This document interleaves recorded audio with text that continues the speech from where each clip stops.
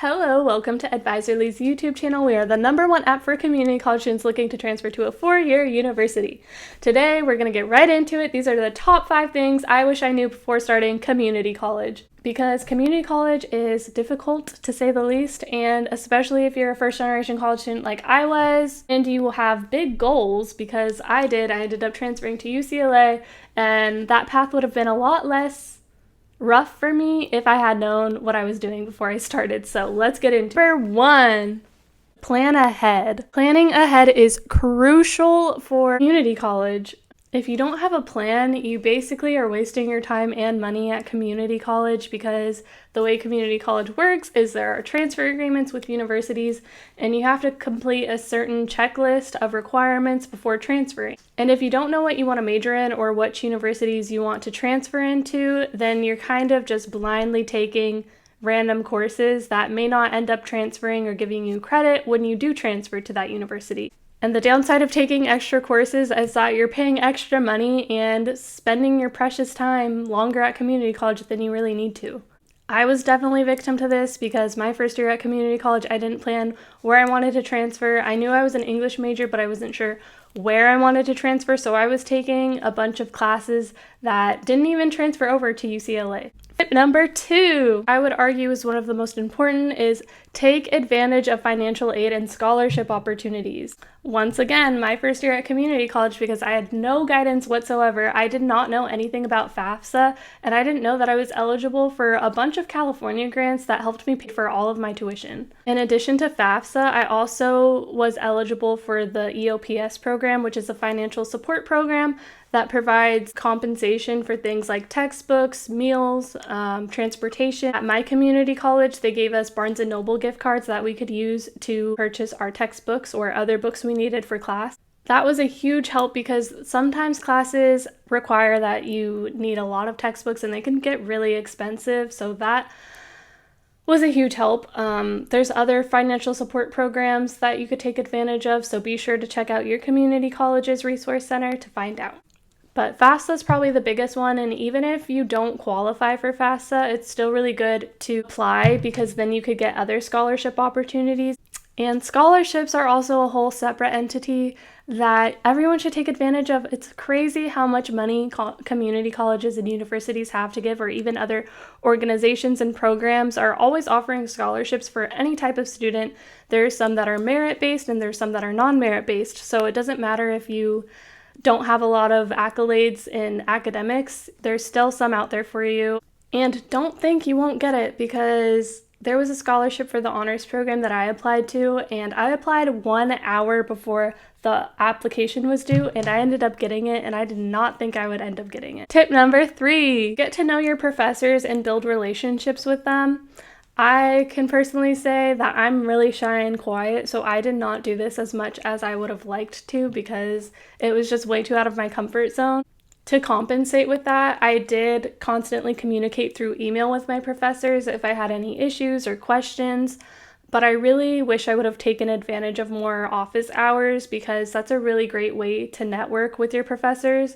And later down the road, you're gonna want that because they'll help you get job opportunities or even with letters of recommendation. And if you don't have relationships with your professors, it could be really awkward when the time does come when you'll need letters of recommendation because they don't really know you as a student, so they can't write about you. Another reason why it's good to build relationships with your professors is because it shows that you care, and as long as you're trying your best, they'll usually be more lenient on your grade, opposed to if they don't really know you or know anything about you or your personal circumstances, and they think you're just kind of not really interested in being there.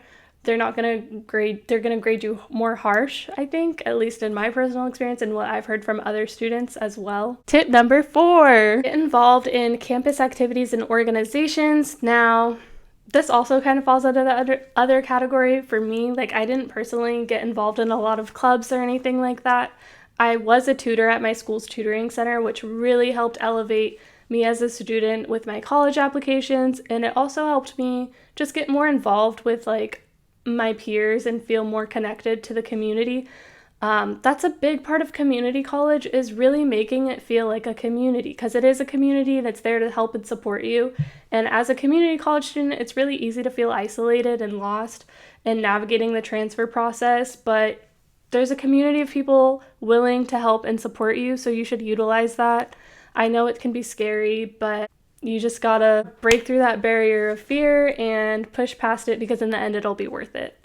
I'm gonna give a brief summary of a little thing that happened to me that changed the trajectory of my life. Is that I went to a transfer preparation program, which kind of falls along the same lines of involving yourself in campus life and organizations. I would say get involved in any transfer preparation program you can.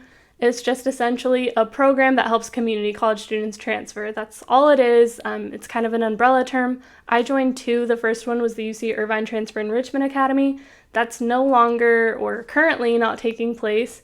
It might come back, and I hope it does, because it was a great program, but I got in. I almost didn't go. I was like this close the day before to not attending because I didn't know anyone, and it was at UC Irvine, like staying overnight, and I never do anything like that, but I just decided, it's a good opportunity. I got accepted. Only a few applicants get accepted, so I'll do it.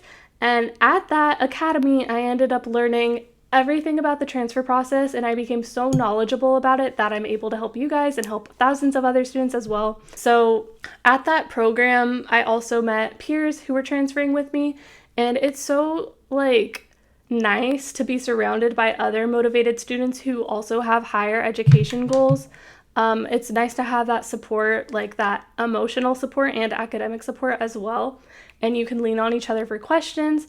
And I truly believe that was one of the pivotal things in helping me be able to transfer to UCLA as a successful student. So yeah, that's actually probably one of my biggest tips, is get involved in campus life.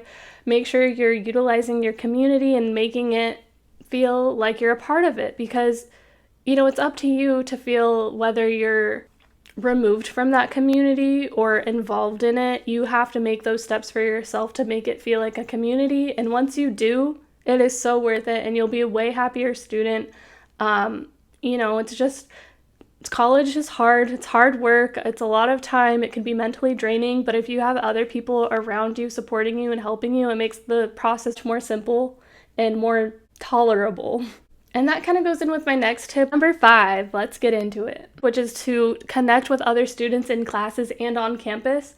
My tip is to always make at least one friend in each class you have. That makes your life simpler as a student. Things happen. Sometimes you have to miss class. Even if you have a perfect attendance score, you could just get really sick and you miss class and then you'll fall behind.